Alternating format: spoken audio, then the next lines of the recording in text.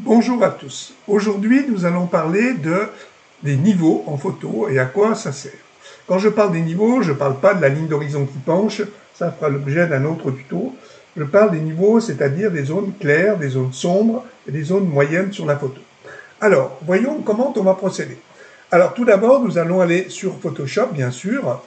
Et voilà, j'ai affiché ma photo, les niveaux. Alors, pour vérifier les niveaux, je peux soit aller dans Réglages, régler l'éclairage, niveau, vous voyez ici, ou une autre solution plus simple, c'est le raccourci clavier, CTRL L.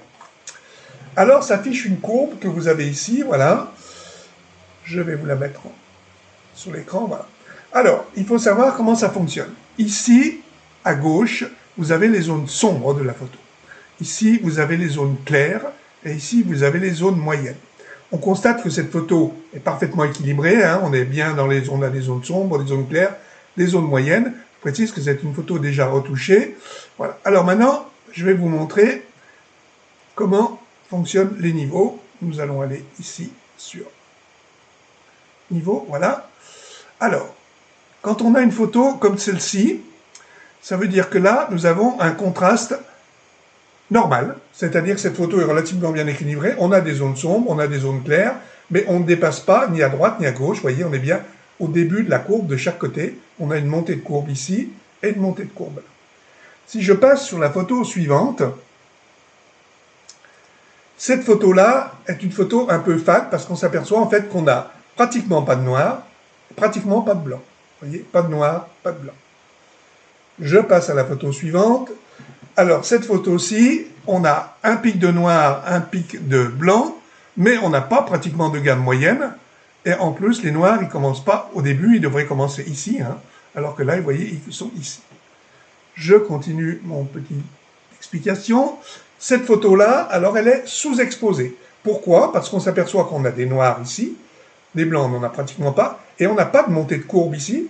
Constatez qu'on est déjà en dehors, hein, puisqu'on a une ligne droite ici, on n'a pas une courbe qui monte comme ceci. Hein, on n'a pas de montée de courbe. Si je fais la même sur la blanc, ici on s'aperçoit qu'on a une photo complètement surexposée, parce qu'on n'a pas effectivement de nouveau de montée de courbe là, on a directement la ligne droite ici. Alors, comment on corrige ça? Je vais vous montrer maintenant sur une photo. Je vais aller chercher une photo.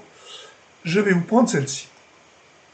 Voilà, je vais l'ouvrir avec Photoshop Éléments. Voilà, ouvrir hop, avec Photoshop Éléments. Hop, voilà. Voilà ma photo. Je vais donc maintenant faire les niveaux, donc CTRL L. Et je m'aperçois effectivement ici que mes noirs commencent à cet endroit-là, vous voyez. Donc je vais prendre le curseur des noirs ici et je vais faire ça, tout simplement. Voilà, maintenant ma photo. Je peux bouger un tout petit peu la gamme moyenne. Hein. Voilà. Et voilà ma photo actuellement. Donc vous avez vu, par rapport à la photo d'origine, hein, si je fais annuler, je reviens à la photo d'origine, ben voilà la photo d'origine toute fade.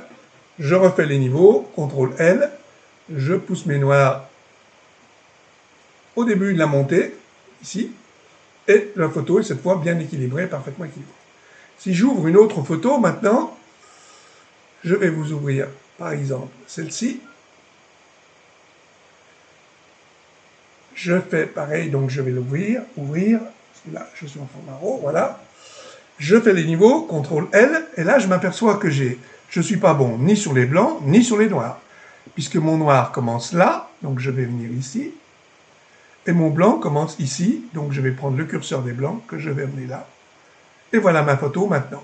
Donc ça, c'est une chose impérative à faire sur les photos. Et là, vraiment, moi je le fais sur toutes mes photos. Là, vous allez avoir des photos qui vous paraissent vraiment mal exposées, mal équilibrées au niveau des teintes. En faisant simplement cette petite opération, vous allez retrouver tous les contrastes de votre photo, que ce soit dans les noirs, dans les blancs ou dans la gamme moyenne. Voilà, un petit tuto tout simple, mais qui vous explique un peu comment on fait. Et en fait, ça, il faut vérifier sur chaque photo. Voilà, s'il y a une chose à faire sur Photoshop Éléments, la seule chose pour moi qui est vraiment indispensable, hormis le recadrage si nécessaire, bien sûr, c'est de faire les niveaux. Voilà, à la semaine prochaine pour un autre tuto.